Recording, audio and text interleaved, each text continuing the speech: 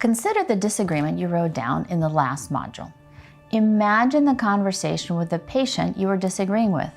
What was your goal during that conversation?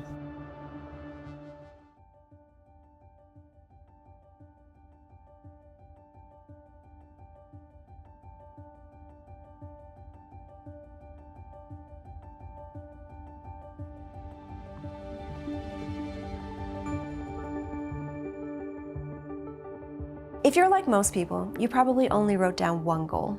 Possibly, it was to convince your patient of your recommendation, or maybe it was to wrap up the conversation so that you could run to the next exam room. But in reality, every conversation can serve many, many different goals. This might be a good time to talk about Dr. Hagen and her patient. Let's call him Michael. So, Dr. Katrina Hagen is a pulmonologist who has seen Michael since he first presented with symptoms of emphysema, probably caused by his years of smoking. Before his symptoms escalated, Michael, who has worked in construction most of his life, had been in relatively good health. At the most recent visit, however, Dr. Hagen was surprised to learn that Michael had not received any of the COVID-19 boosters. Michael explained that he really didn't see the point because he already had COVID, which he found to be relatively mild. And he also didn't believe that enough research had been done about the safety of the shots.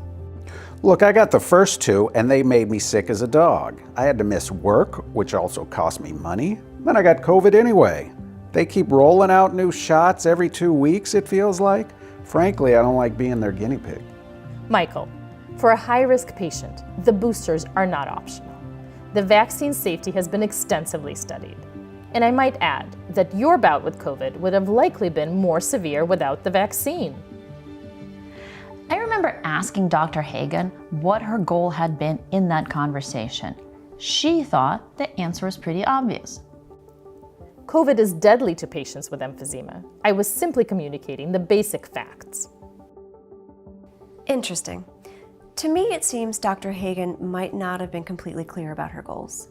Although she said she was simply communicating the facts, she was probably hoping to influence Michael's behavior. Simply put, she wanted him to get boosted.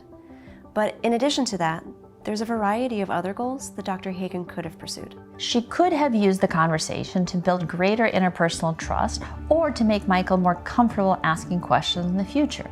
So achieving those goals would likely have improved the doctor-patient relationship in the long term and help Michael trust Dr. Hagen's advice, not just about COVID vaccines, but about other recommendations that she might have made. The problem is that often in disagreement, debating the facts comes to overwhelm all other goals. Even if you have all these goals in mind, consistently adhering to them is difficult.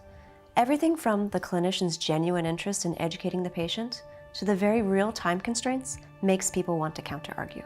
It's important to note that goals also shift in conversations.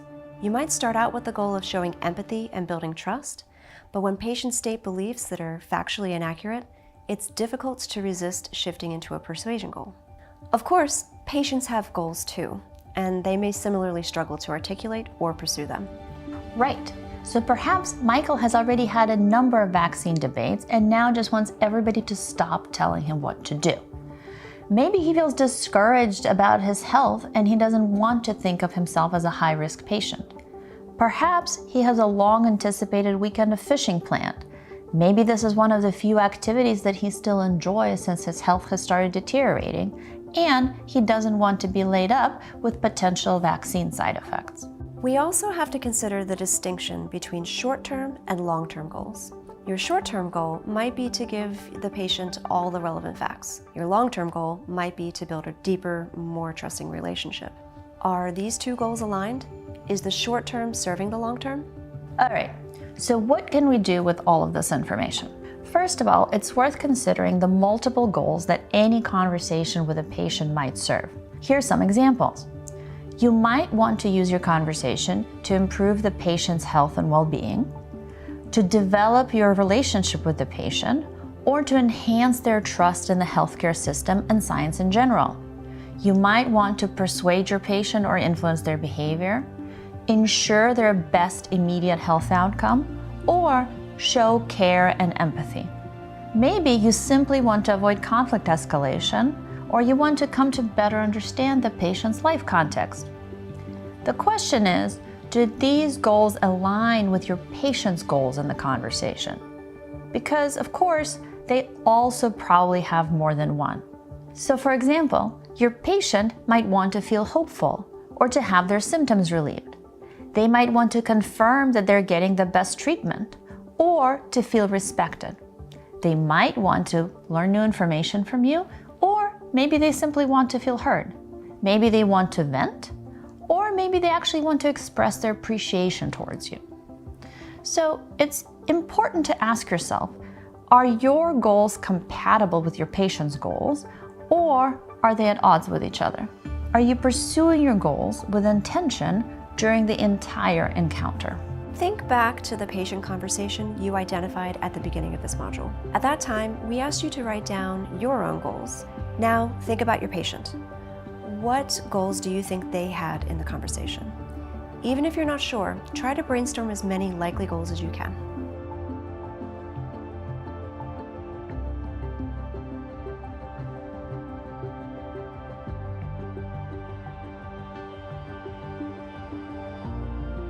There are many topics in medicine where there's clearly a correct choice.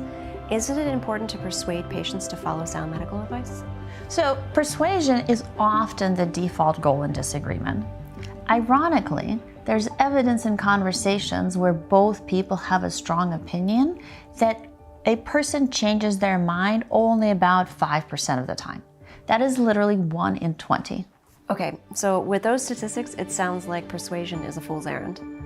Maybe, but a different way to think about it is that if persuasion is unlikely, what other goals can we pursue? I often think that the main goal of any interaction is building a bridge towards the next one, and the next one, and then the next one. Being overly focused on persuasion in the present can get in the way of the long term by making your patient uneasy about future conversations. So what I'm hearing is that it's important to keep in mind the variety of goals a conversation might have, and then pursue them with intention. In the case of disagreement, it might be helpful to reconsider the goal of persuasion in service of preserving trust and strengthening the relationship for the future.